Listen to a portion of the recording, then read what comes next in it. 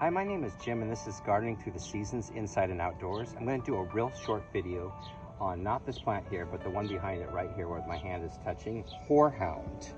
If you want to see a longer video, please see my channel, Gardening Through the Seasons Inside and Outdoors, where I'll have a longer video. But anyway, horehound comes from Northern Africa, Europe, and Central Asia.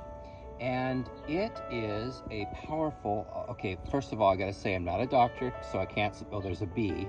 Did I tell you pollinators love it to death, including native bees? Anyway, I'm not a doctor, so I can't prescribe or diagnose or anything like that. But in folk medicine, it is a very strong expectorant, and it works quite well to thin mucus.